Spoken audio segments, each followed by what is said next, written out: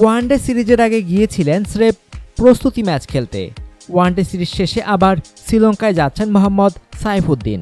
এবার আর বাড়তি একজন নয়, মূল দলের অংশ হিসাবেই 20 বছর বয়সে অলরাউন্ডার জায়গা পেয়েছেন বাংলাদেশের টি-20 দলে। শ্রীলঙ্কার বিপক্ষে টি-20 সিরিজের দলে নতুন মুখ আছে আরও দুটি। একজন অবশ্য এরই মধ্যে হয়ে গেছেন দলের গুরুত্বপূর্ণ অংশ। টেস্ট ও ওয়ানডে শুরুতে রাঙানোর পর এবার টি-20তেও সুযোগ পেয়েছেন মেহেদী হাসান মিরাজ। আর ওয়ানডে স্কোয়াডে সুযোগ পেয়ে কোনো ম্যাচ না খেললেও টি-20 দলে ডাক পেয়েছেন সানজামুল ইসলাম।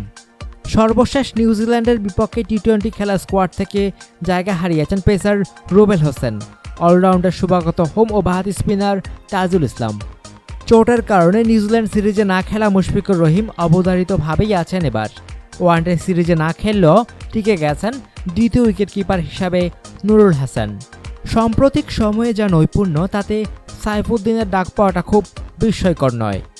শনিবার সেমিফাইনালে হেরে যাওয়ায় ইমাজিং টিমস এশিয়া কাপের ম্যাচে বাংলাদেশ দলের সেরা পারফর্মার ছিলেন সাইফ।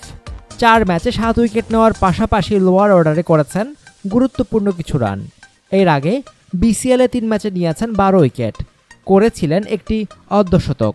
জাতীয় লিগে 4 ম্যাচে উইকেট ছিল 10টি, করেছিলেন 2টি অর্ধশতক। নজর কেড়েছিলেন দেশের মাটিতে গত অনূর্ধ্ব-19 বিশ্বকাপেও। শ্রীলঙ্কার বিপক্ষে ম্যাচ দুটি হবে আগামী মঙ্গল ও বৃহস্পতিবার কলম্বোর প্রেমাদাসা স্টেডিয়ামে।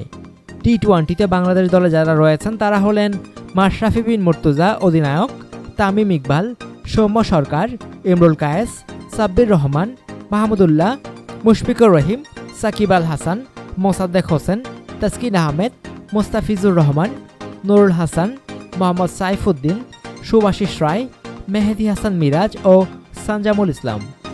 অনুগ্রহপূর্বক সংবাদটি শেয়ার করুন এবং খেলাধুলার সর্বশেষ খবর জানতে স্পোর্টস লাইট সাবস্ক্রাইব করে রাখুন। ধন্যবাদ।